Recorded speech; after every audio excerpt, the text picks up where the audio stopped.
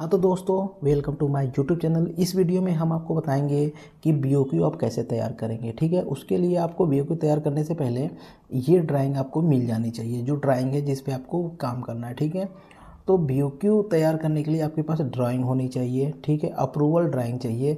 Approval drawing मतलब उसमें कुछ भी ऐसी कमी ना हो जो बाद में चेंजिंग वगैरह होने का हो। ठीक है, तो अप्रूवल ड्राइंग हमें ये मिल चुकी है और इसके सहारे से हम लोग क्या करेंगे, बीओक्यू बनाएंगे। ठीक है, तो ये एक्सेल शीट देख सकते हैं बीओक्यू का क्या है। तो ये हम लोग एकेडमी की एक प्लान बिल्डिंग है हमारी, जिसका हम बीओक्यू तैयार कर रहे हैं।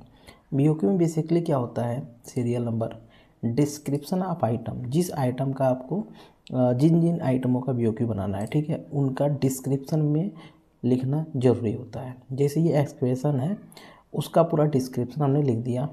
ठीक है, अब जो हमारा जिस जगह से इसका रेट लिए हैं, पीडब्ल्यूडी से, ठीक है, या फिर सीपीडब्ल्यूडी से, जहाँ से भी लिए हैं, जो भी डीएसआर नंबर है वो यहाँ पे लिख देना है। इसके बाद आती है क्वांटिटी। कितनी क्वांटिटी है ये हमें नहीं पता है, इसके लिए हमको मेजरमेंट करना होगा। ठीक है, अब क्वांटिटी का मेजरमेंट जो होता है उसका यूनिट जो होता है क्यूबिक मीटर में होता है। एक्सप्रेशन का जो भी काम होता है, ठीक है, अमाउंट जो दिया है एक्सप्रेशन का दिया है 120 रुपये प्रति MQ। ठीक है, तो चलिए पहले क्वांटिटी कैसे निकला वो दिखाते हैं आपको। ये देख सकते हैं अर्थ वर्क एक्सक्वेशन। ठीक है, पाइल कैप जो है 2 नंबर है 1650, जिसकी लेंथ है, विड्थ है 600 mm और हाइट है 900 mm।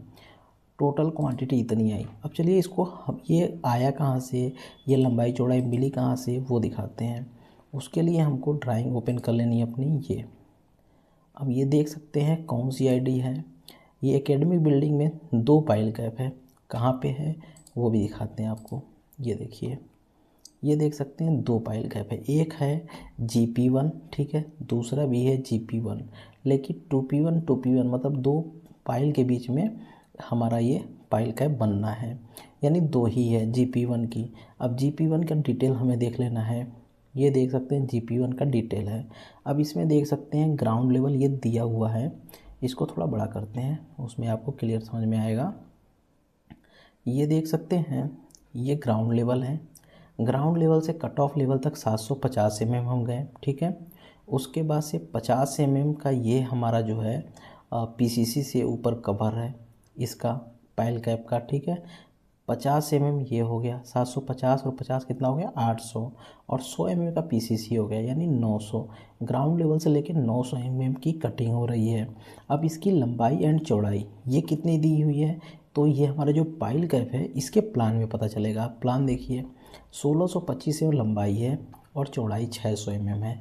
तो यहाँ पे देख सकते हैं यही शो किया गया है, 1650 लंबाई है, 600 चौड़ाई है और 900 डेप्थ है।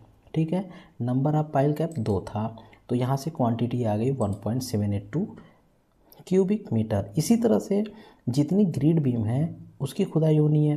ठीक है, तो कितनी लंबाई, लंबाई का आप छोड़ दीजिए, लंबाई इतना रहने देते हैं। चौड़ाई और ऊंचाई की हम बात कर लेते हैं। अब लंबाई जैसे कि निकालने में समय लगेगा, आपको बता देते हैं, एक बार समझा देते हैं हम। ये देखिए, अब जैसे ये पाइल ग्रिड बीम है, GB1 जो हमारी ग्रिड बीम है उसका डिटेल आप देख लीजिए। देखिए GB1 300x300 है। ठीक है, तो जनरली 300x300 GB1 है, तो हम एक लेंथ पकड़ते हैं GB1 वाली। ये तो इसकी जो है जितनी GB1 की बीम सेम डायमेंशन की है उसकी लेंथ हमको निकाल लेनी है। इसके लिए लेंथ वाली भी डिटेल होगी, वो भी हम आपको एक बार दिखा देते हैं।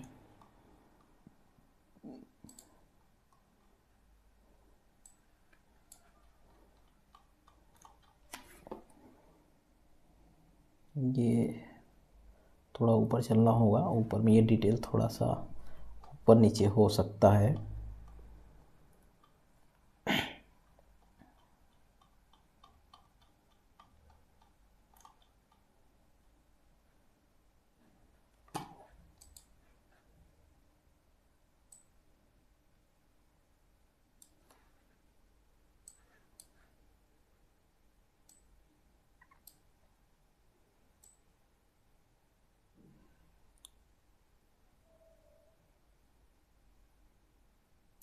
ये देखिए, यहाँ पे ये पूरा डिटेल दिया है कितनी लंबाई है, ठीक है। पूरी लंबाई देख सकते हैं 35 मीटर 690 mm दिया हुआ है, ठीक है। 35 मीटर 690। इसी तरह सारी आपको लेंथ यहाँ से मिल जाएगी और इसी से यहीं से आप लंबाई निकाल लेंगे, जैसा कि ये लंबाई निकला हुआ है, ठीक है। GB1 18 नंबर की बीम है जो कि इतनी लेंथ में है। अब चौड़ाई और डेप्थ कहाँ से आया वो हम जान लेते हैं। उसके लिए फिर वहीं पे चलते हैं जहाँ पे ग्रिड बीम का डिटेल दिया हुआ था। ये पूरी डिटेल ड्राइंग आपको मिलेगी तभी आप BOQ तैयार कर सकते हैं, नहीं तो आप BOQ तैयार नहीं कर सकते हैं।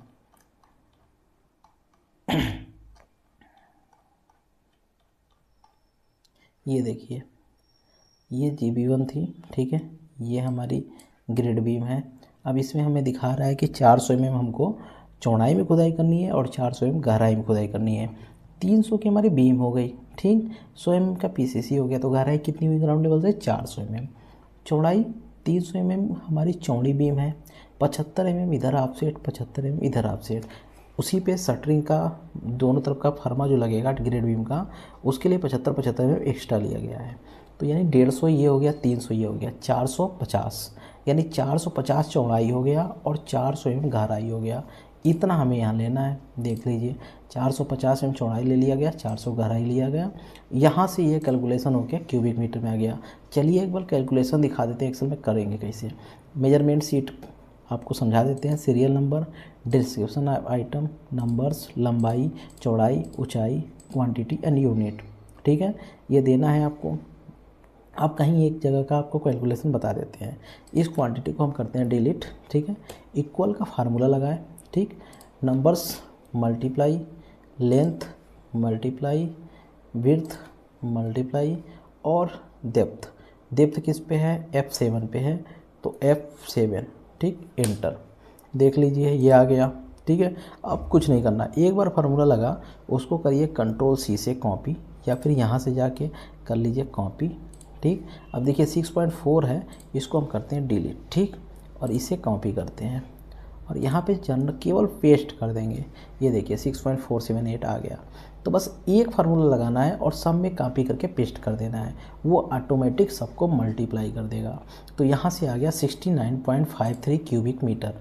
तो हमने क्या किया, BOQ में गए, क्वांटिटी हमें चाहिए, क्वांटिटी सपोज नहीं है मेरे पास, इक्वल टू प्लस का साइन लगाएंगे, मेजरमेंट में जाएंगे और इस वाले क्वांटिटी पे करेंगे क्लिक और कर देंगे इंटर।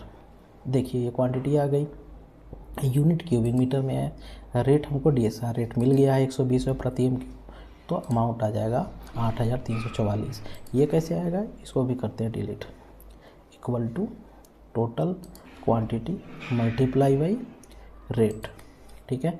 करते हैं इंटर, देख लीजिए यही तरीका है। इसी तरीके से हमने सबको निकाल रखा है, जैसे कि earth filling, sand filling, PCC work, ठीक है। ये सब कुछ हमने मेजरमेंट करके यहाँ पे फिट किया, मेजरमेंट से क्वांटिटी निकाली, DSR रेट में मल्टीप्लाई कर दिया, टोटल अमाउंट आ गया। तो यहाँ से हमारा ये BOQ बन के तैयार हो गया है। टोटल अमाउंट कर लेना है, ग्रैंड टोटल कर लेना है इसे, ठीक है। और इस पर अगर GST लगाना है आपको 18%, तो GST भी लगा सकते हैं, ठीक है। तो इस तरह से BOQ तैयार किया जाता है।